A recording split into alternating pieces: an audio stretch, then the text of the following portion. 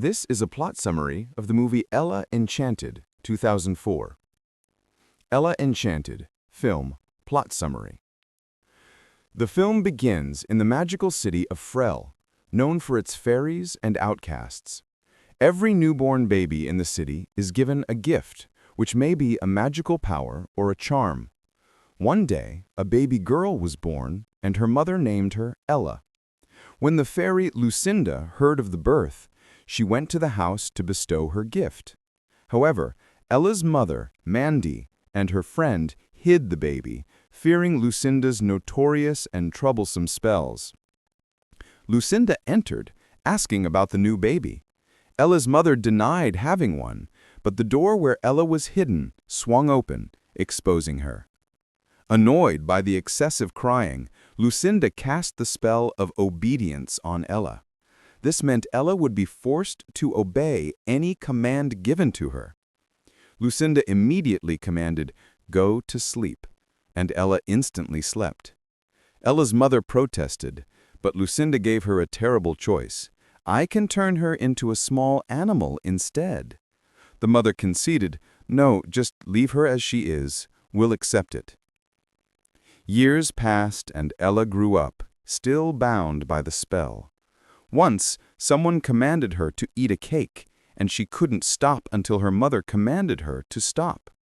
That night, they talked, and Ella's greatest wish was to break the spell. Her mother told her that only Lucinda could remove it. Later, Ella's mother fell ill. Feeling her death was near, she told Ella that the spell was a secret only known to the three of them. She pleaded with Ella to keep it secret so no one could exploit her. She gave her a necklace as a memento, and then, sadly, she passed away. More years passed, and Ella grew into a very beautiful young woman. Her father informed her that times were tough, and he planned to marry a wealthy woman named Olga who could help them financially. Olga had two daughters, Hattie and Olive. Soon after, Olga and her daughters arrived at their new home and met Ella. The daughters were clearly arrogant and haughty. They disliked their assigned room and took Ella's room instead, and she was unable to refuse. Hattie spotted the necklace, Ella's keepsake from her mother, liked it, and took it. Ella could only watch, heartbroken.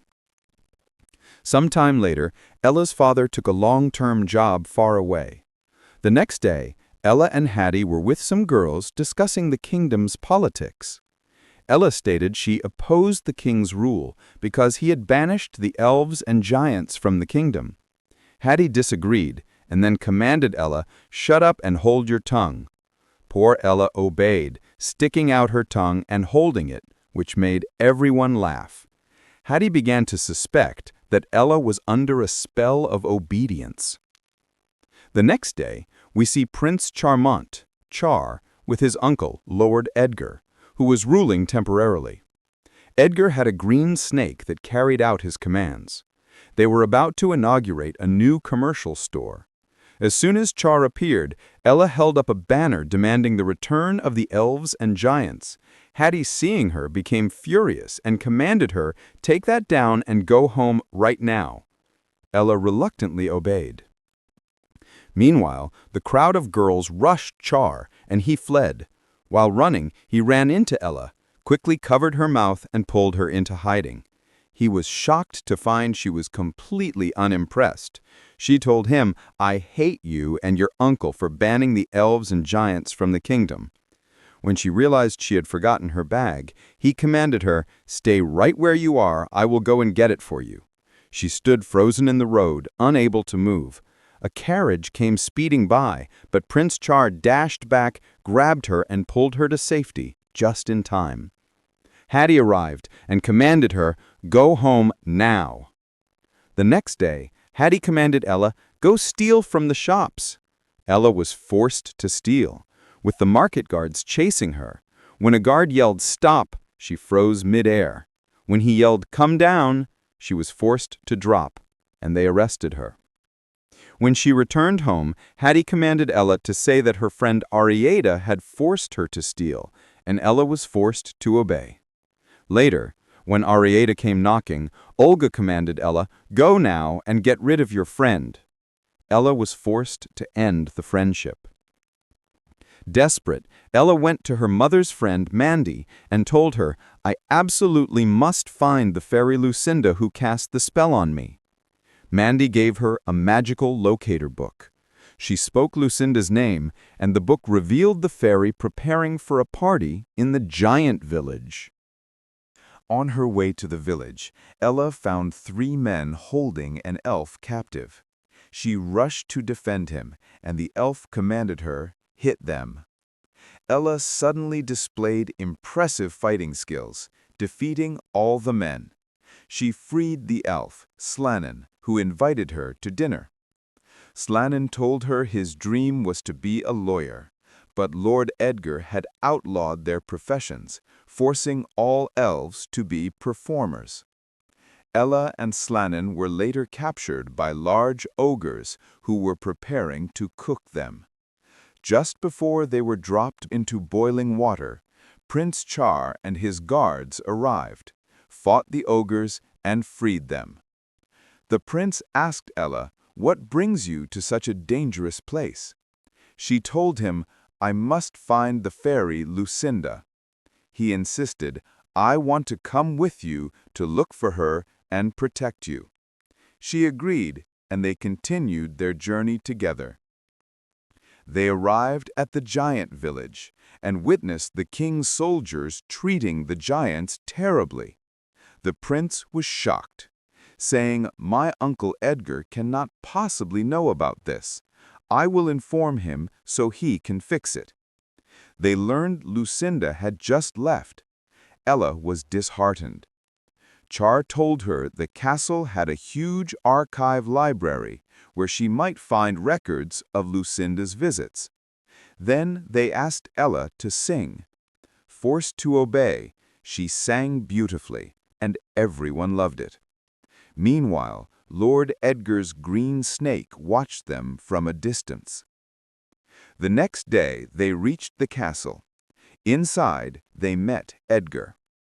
Char told his uncle he would change the lives of the outcasts, and then declared, "I'm going to ask Ella to marry me." Edgar, determined to stop this, summoned Hattie and Olive. When Hattie revealed Ella's secret, Edgar went to Ella in the library and commanded her, "Dance."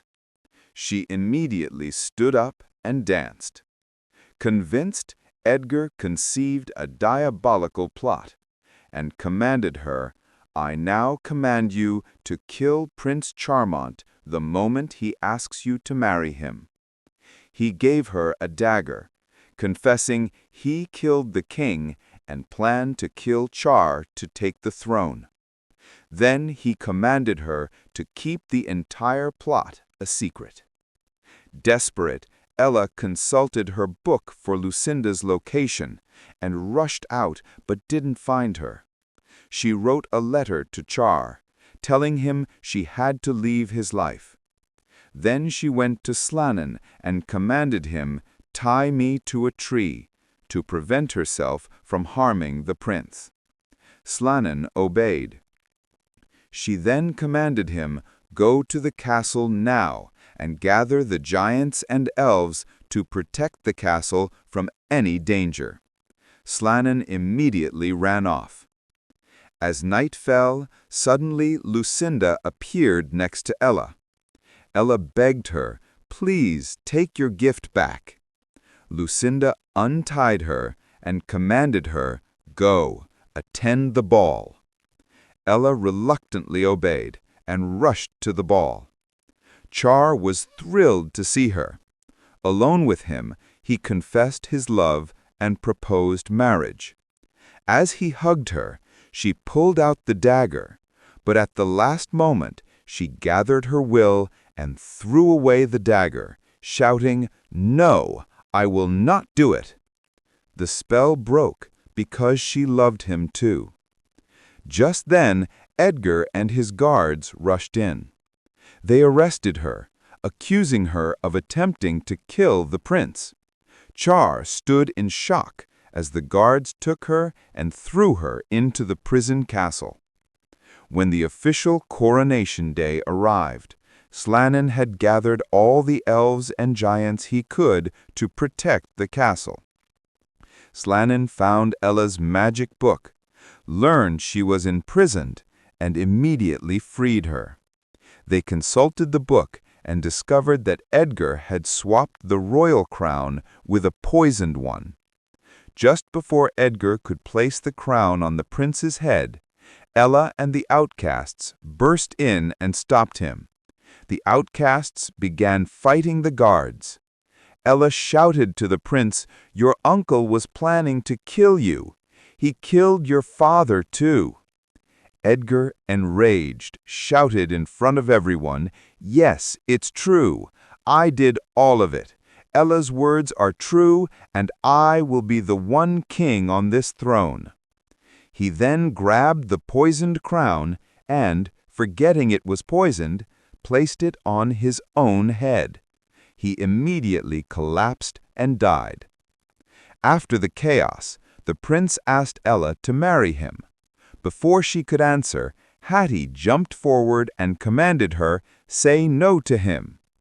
Ella walked up to Hattie, took the necklace from her neck, and then told the prince, "Yes, I accept. I will marry you." And here our film ends. Don't forget to subscribe to Gamma Film.